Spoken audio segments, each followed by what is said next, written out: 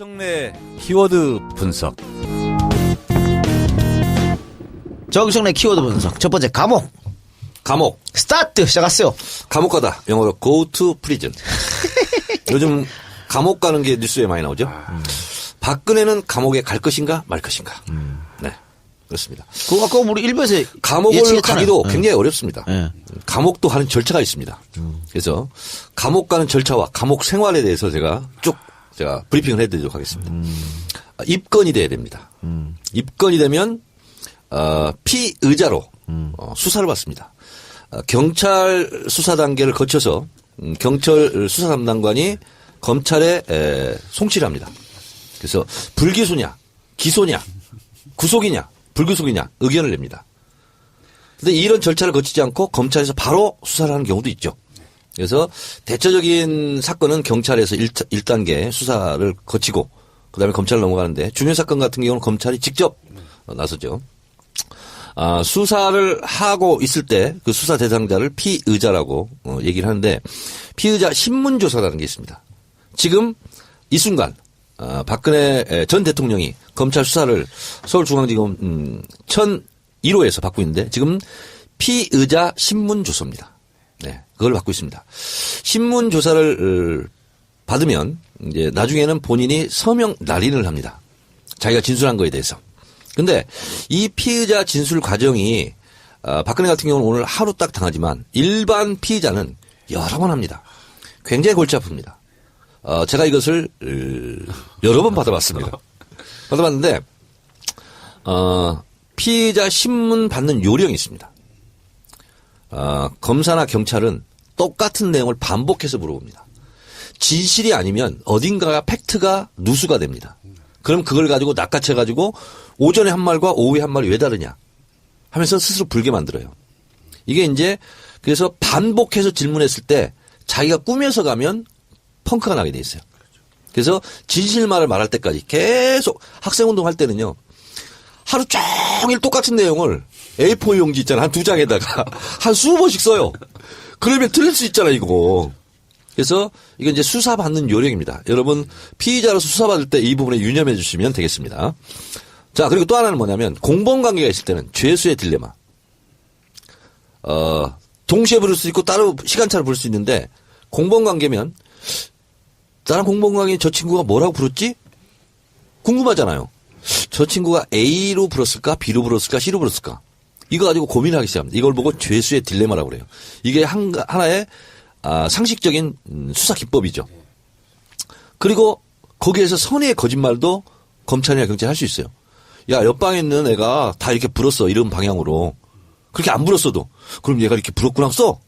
그 옆방에 가서는 얘가 이렇게 불었어. 이게 왔다 갔다 하면서 진실을. 이건 이제 수사 기법이거든요.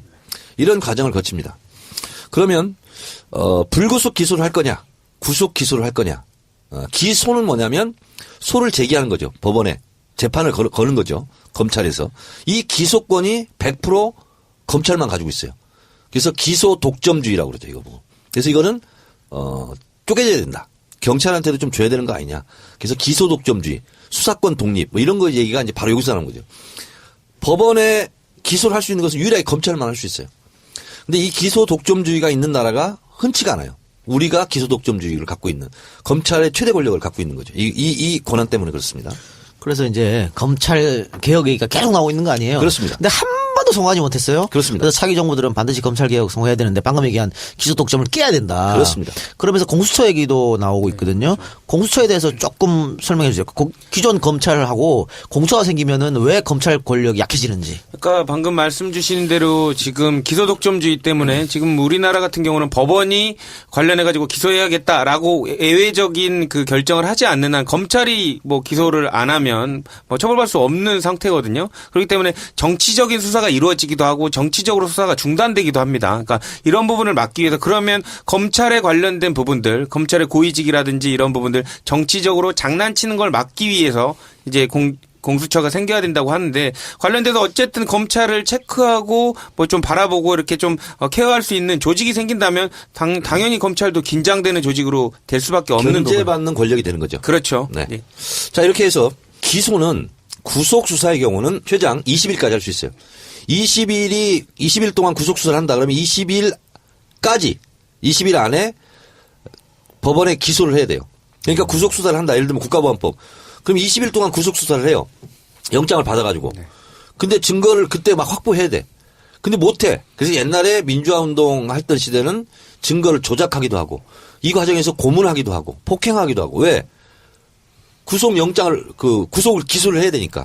그래서 20일 동안 외부와의 차단이 된 상태에서 그때 고문도 당하고 구타도 당하고 이렇게 되는 거죠. 저도 그런 과정을 겪었습니다. 그래서 구속 수사를 하게 되면 20일 안에 영장을 이제 치고 그다음에 구속 기소를 하죠. 그러면 이제 구치소로 갑니다. 그게 바로 이제 깜빵 간다 이런 거예요. 자, 서울구치소로 가요. 지금 이제 김기춘, 조윤선, 최순실, 이재용 다 지금 감옥 가 있죠. 자, 서울구치소에 딱 들어가요. 그러면 검신을 합니다. 첫 번째가 검신. 모든 옷을 다 벗어야 돼요. 그래서 문신이 있는지도 보고 병이 있는지도 보고 이렇게 하면 이 과정이 굉장히 수치스럽습니다. 그렇겠네요. 네, 다 벗어야 돼요. 특히 소위 말하는 사회 지도층 인사, 기득권들은 그런 데 가서 옷 다 벗으면 엄청난 수치심에 시달리겠으네요. 이거는 예외가 없습니다. 예외가 없습니다. 모든 사람이 다 이런 과정을 거칩니다. 저도 홀딱 벗고 검신을 당했습니다. 제 옆에 유명한 가수도 한 명 있었습니다. 처음에 할 때. 누군지 얘기하지 않겠습니다. 난 알지. 네. 그 과정을 거치면 이제 저 때는 수의를 입었어요. 근데 지금도 이제 수의는 입을 거예요. 네네. 외출할 때만 사복을 입을 건가 이거 하는데 수의를 입습니다. 그리고 교도관이 안내를 합니다. 근데 서울구치소는 어디든 처음 가보는 구조잖아요. 굉장히 두려움이 있습니다. 감옥이라는 게 철창 소리 팍팍 나고 어디로 가는지를 몰라요. 분간을 못해. 나는 근데 서울구치소를 2번이나 갔기 때문에 이쪽으로 가면 몇 동으로 가는구나. 이쪽으로 가면 몇 동으로 가는구나. 그래서 서울구치소는 상, 중, 하 이렇게 있습니다. 그 1, 2, 3방이 독방입니다. 그래서 보통 중요한 이렇게 요인들이 가면 보통 독방을 먼저 주는데 저희 같은 경우는 혹시 사고 칠까봐 혼겁방에 며칠간 놓습니다. 심리적 안정을 취하라고. 그리고 원하면 독방으로 보내주는데 지금 이 최순실 국정농단 사건 이걸로 가는 것은 대부분 다 독방에 이렇게 유치합니다. 검신하는 이유는 그러면 어떻게 되는 거죠? 그러니까 처음에 구치소로 잡혀오면 이게 사람들의 심리가 되게 불안합니다. 그렇기 때문에 아직 그 형이 확정되기 전이지만 극단적인 선택을 할 수도 있거든요. 특히 이제 고위층 같은 경우에는 무슨 몸을 위해할 수 있는 흉기를 숨겨 온다거나 아니면 약물을 숨겨 온다거나 무슨 학문 같은데 그런 부분들도 있었고요. 그러니까 사실상 그렇게 해서 적발되는 경우들도 있기 때문에 이런 부분을 확인하기 위해서 이렇게 되게 체크하는 경우가 더 많은 걸로 알려지고 있습니다. 그럼 항문까지 다. 항문까지 다 봅니다. 그렇습니다. 왜냐하면 숨겨갈 수 있는 곳은 다 봅니다. 네. 뭐라도 갖고 들어가면 안 돼요. 위험한 거라든가 약이라든가. 그리고 실제로 또, 그 신체 상태, 건강 상태 이런 걸 또 체크해야 되거든요. 왜 갑자기 사고 날 수도 있으니까. 그 영화 보면 왜 옷 다 벗기고 왔는데 약 같은 거 팍 뿌리잖아요. 실제로 그러나요? 그렇지는 않습니다. 그건 안 합니다. 그리고 이제 구치소로 가면, 1, 2, 3방 독방에 주로 가 있을 거예요. 근데 서울구치소를 다시 했다고 소리를 못 들었거든요. 그럼 제가 갔을 때 88년도에 처음으로 서울구치소 이사 갔는데 의왕시로 1.04평입니다. 1.04평이고 그리고 식구통이라고 있습니다. 문이 있고요. 그다음에 문 옆에 식구통이라고 밥 들어오는 근리밥을 줍니다. 그런 걸 받아서 본인이 먹어야 되는 거예요. 그리고 출입문 문 있죠. 그 뒤쪽에 화장실이 이렇게 있습니다. 화장실이 있는데 혼겁방 4방부터 이제 혼겁방이죠. 15방인가 6방까지 있는데 거기는 화장실이 아크릴로 투명 아크릴로 보이게 안에서 보이게 화장실 일 보는 걸. 근데 독방은 그게 안 돼 있습니다. 그래서 그냥 앉아 있어야 돼요. 앉아 있으면 교도관들이 다니면서 봅니다. 그러니까 거기는 따로 이렇게 화장실이 없어요. 그 한쪽으로 물 나오는 데 있고 수돗물이 있고 그다음에 무릎 정도 되는 미닫이 문만 있어요. 그러면 거기서 앉아 있으면 눈도 마주치고 답니다. 그리고 실제로 이를 보면서 교도관하고 대화도 합니다. 요즘 잘 지내. 예, 잘 지내고 있어 이렇게. 그러면 박근혜 전 대통령 같은 경우에는 이제 구치소로 가면 독방으로 갈 거 아니에요. 그렇죠. 근데 박근혜가 그 화장실에 대해서 예민하지 않습니까? 네. 뭐 정상회담 하다가도 화장실 때문에 다시 호텔로 돌아가서 밀폐된 공간이 없습니다. 사진도 못 찍고. 서울구치소는.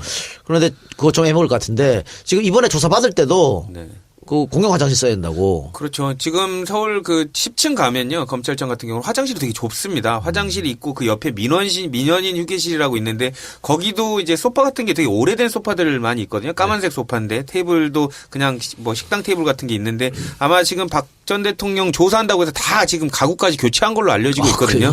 근데 이제 화장실 같은 경우는 일반 그 밑에 1층 청사하고는 달리 한 칸씩밖에 없습니다. 그래서 아마 거기 사용하기 되게 힘들 텐데요. 그렇다고 박 전 대통령 그 조사하러 오는데 그 화장실을 공사해 줄 수는 없는 일이고 아마 거기서 아마 용변은 보셨을 것으로 생각됩니다. 제가 박근혜 대통령이 조사받고 있는 바로 아래층 9층에서 제가 조사를 받았습니다. 네. 그러니까 어쨌든 지금 구치소 얘기를 하고 있는데 감옥까지 안 갔어요. 구치소 얘기를 하고 있는데 뭐 구치소도 감옥은 감옥이지. 그러면 구치소는 결국은 재판 결과가 안 난 소위 말하는 미결수들이 계속 있는 것이고 네. 그러면은 재판 결과가 나면 이제 이감을 갑니다. 이감을 네. 교도소로 이제 가게 되는 거잖아요. 그렇습니다. 그래서 서울구치소는 미결 그 구치소거든요. 그렇죠. 그러면 정치범들은 보통 어디로 갑니까? 옛날에 그런 거 많았죠. 정치범들끼리. 그거는 뭐냐면 크루스 갑니다. 내가 예를 들어서 강원도다. 그러면 제일 면회각이 뭔데 어디죠?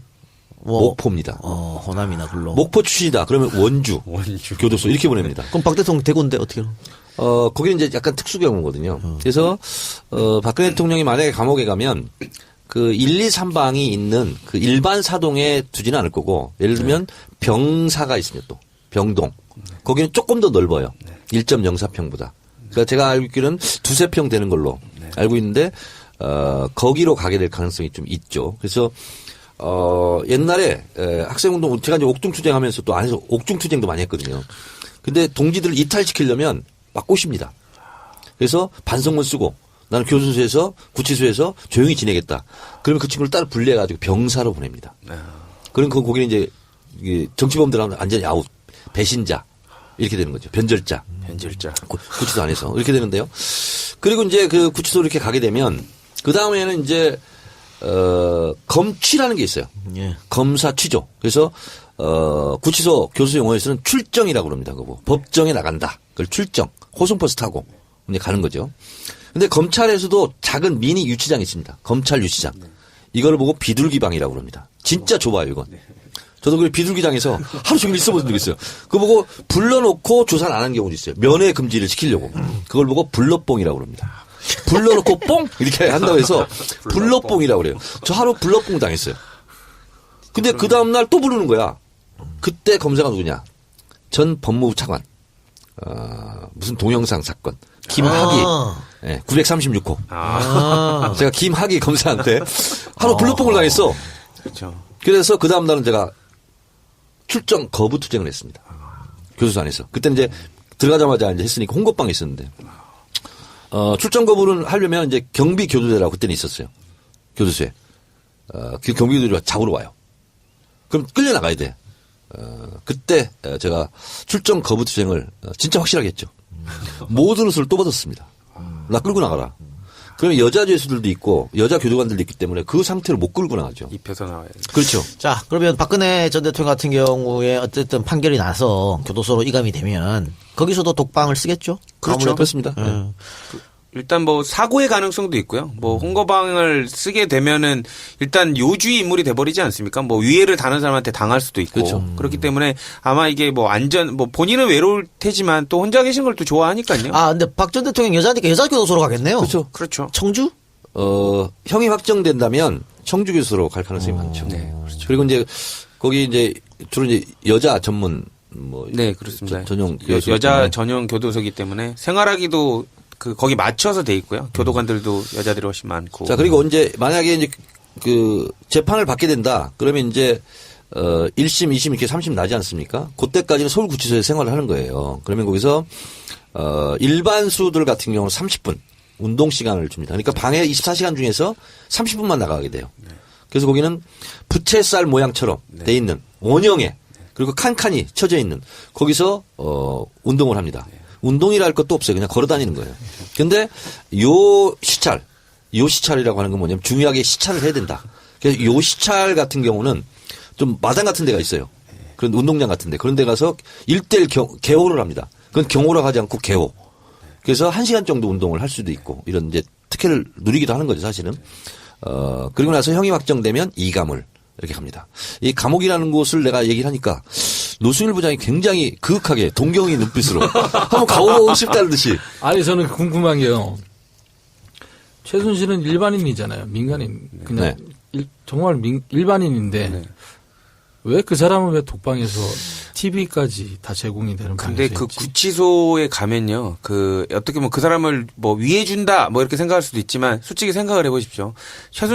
거기 계신 분들이 밖의 세상을 다 듣지는 못하지만, 감으로 다 알고 있습니다. 누가 들어온다는 것 정도는. 근데 최순실이 자기 방에 딱 배정되는 순간, 그 방에 장이 있습니다. 가만히 둘까요? 어쨌든 그 사람의 괜히 미운 거죠. 그러니까, 어쨌든 잘 대해주진 않을 거란 말이죠. 위해를 가할 가능성이 많고, 실제로 그 구치소에 있는 사람들이 입이 굉장히 거칩니다. 행동도 그렇죠. 거칠고.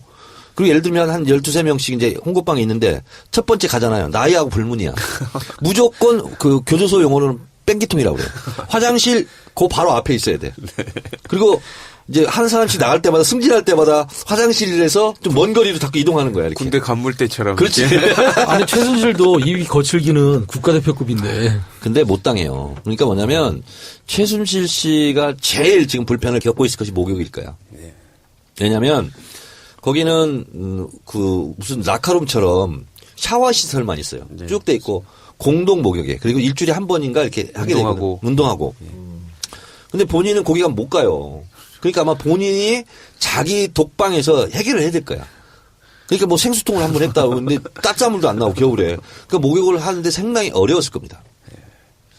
네, 이상 감옥에 대한 키워드 분석을 마치겠습니다. 그래서 반복해서 질문했을 때 자기가 꾸며서 가면 펑크가 나게 돼 있어요. 그래서 진실말을 말할 때까지 계속 학생운동 할 때는요. 하루 종일 똑같은 내용을 A4 용지 있잖아. 한 2장에다가 한 20번씩 써요. 그러면 틀릴 수 있잖아, 이거. 그래서 이건 이제 수사받는 요령입니다. 여러분 피의자로서 수사받을 때 이 부분에 유념해 주시면 되겠습니다. 자, 그리고 또 하나는 뭐냐면 공범관계가 있을 때는 죄수의 딜레마. 동시에 부를 수 있고 따로 시간차를 부를 수 있는데 공범관계면 나랑 공범관계 저 친구가 뭐라고 부르지? 궁금하잖아요. 저 친구가 A로 불었을까? B로 불었을까? C로 불었을까? 이거 가지고 고민하기 시작합니다. 이걸 보고 죄수의 딜레마라고 그래요. 이게 하나의 상식적인 수사 기법이죠. 그리고 거기에서 선의의 거짓말도 검찰이나 경찰이 할 수 있어요. 야, 옆방에 있는 애가 다 이렇게 불었어. 이런 방향으로. 그렇게 안 불었어도. 그럼 얘가 이렇게 불었구나 써. 그 옆방에 가서는 얘가 이렇게 불었어. 이게 왔다가 수사를 하고 있을 때 그 수사 대상자를 피의자라고 얘기를 하는데 피의자 신문조사라는 게 있습니다. 지금 이 순간 박근혜 전 대통령이 검찰 수사를 서울중앙지검 1001호에서 받고 있는데 지금 피의자 신문조사입니다. 네, 그걸 받고 있습니다. 신문조사를 받으면 이제 나중에는 본인이 서명 날인을 합니다. 자기가 진술한 거에 대해서. 근데 이 피의자 진술 과정이 박근혜 같은 경우는 오늘 하루 딱 당하지만 일반 피의자는 여러 번 합니다. 굉장히 골치 아픕니다. 제가 이것을 여러 번 받아봤습니다. 받아봤는데 피의자 신문 받는 요령이 있습니다. 검사나 경찰은 똑같은 내용을 반복해서 물어봅니다. 진실이 아니면 어딘가 팩트가 누수가 됩니다. 그럼 그걸 가지고 낚아채가지고 오전에 한 말과 오후에 한 말이 왜 다르냐 하면서 스스로 불게 만들어요. 이게 이제 주의 때문에 지금 우리나라 같은 경우는 법원이 관련해 가지고 기소해야겠다라고 예외적인 그 결정을 하지 않는 한 검찰이 뭐 기소를 안 하면 뭐 처벌받을 수 없는 상태거든요. 그렇기 때문에 정치적인 수사가 이루어지기도 하고 정치적으로 수사가 중단되기도 합니다. 그러니까 이런 부분을 막기 위해서 그러면 검찰에 관련된 부분들, 검찰의 고위직이라든지 이런 부분들 정치적으로 장난치는 걸 막기 위해서 이제 공수처가 생겨야 된다고 하는데 관련돼서 어쨌든 검찰을 체크하고 뭐 좀 바라보고 이렇게 좀 케어할 수 있는 조직이 생긴다면 당연히 검찰도 긴장되는 조직으로 될 수밖에 없는 견제받는 권력이 되는 거죠. 그렇죠. 네. 예. 자, 이렇게 해서 기소는 구속 수사의 경우는 최장 20일까지 할 수 있어요. 20일 동안 구속 수사를 한다 그러면 20일 안에 법원에 기소를 해야 돼요. 그러니까 구속 수사를 한다. 예를 들면 국가보안법. 그럼 20일 동안 구속 수사를 해요. 영장을 받아가지고. 근데 증거를 그때 막 확보해야 돼. 근데 못해. 그래서 옛날에 민주화 운동 했던 시대는 증거를 조작하기도 하고 이 과정을 다 하면서 진실을 이건 이제 수사 기법이거든요. 이런 과정을 거칩니다. 그러면 불구속 기소를 할 거냐, 구속 기소를 할 거냐. 기소는 뭐냐면 소를 제기하는 거죠. 법원에 재판을 거는 거죠. 검찰에서. 이 기소권이 100% 검찰만 가지고 있어요. 그래서 기소 독점주의라고 그러죠. 이거 보고. 그래서 이거는 쪼개져야 된다. 경찰한테도 좀 줘야 되는 거 아니냐. 그래서 기소 독점주의, 수사권 독립 뭐 이런 거 얘기가 이제 바로 여기서 나오는 거죠. 법원에 기소를 할 수 있는 것은 유일하게 검찰만 할 수 있어요. 근데 이 기소 독점주의가 있는 나라가 흔치가 않아요. 우리가 기소 독점주의를 갖고 있는 검찰의 최대 권력을 갖고 있는 거죠. 이 권한 때문에 그렇습니다. 그래서 이제 검찰 개혁 얘기가 계속 나오고 있는 거 아니에요? 그렇습니다. 근데 한 번도 성공하지 못했어요. 그렇습니다. 그래서 차기 정부들은 반드시 검찰 개혁 성공해야 되는데 방금 얘기한 기소 독점을 깨야 된다. 그렇습니다. 그러면서 공수처 얘기도 나오고 있거든요. 공수처에 대해서 조금 설명해 주세요. 기존 검찰하고 공수처가 생기면은 왜 검찰 권력이 약해지는지. 그러니까 방금 말씀 주신 대로 지금 기소 독점 정례 키워드 분석. 정청래 키워드 분석. 첫 번째 감옥. 감옥. 스타트 시작하세요. 감옥 가다. 영어로 go to prison. 요즘 감옥 가는 게 뉴스에 많이 나오죠. 박근혜는 감옥에 갈 것인가 말 것인가. 네. 그렇습니다. 그거 아까 우리 일부에서 감옥을 예측했잖아요. 가기도 네. 굉장히 어렵습니다. 네. 감옥도 하는 절차가 있습니다. 그래서 감옥 가는 절차와 감옥 생활에 대해서 제가 브리핑을 해드리도록 하겠습니다. 입건이 돼야 됩니다. 입건이 되면 피의자로 수사를 받습니다.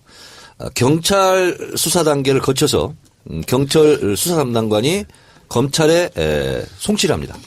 그래서 불기소냐, 기소냐, 구속이냐, 불구속이냐 의견을 냅니다.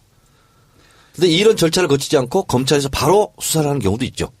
그래서 대체적인 사건은 경찰에서 1단계 수사를 거치고 그다음에 검찰로 넘어가는데 중요 사건 같은 경우는 검찰이 직접 나서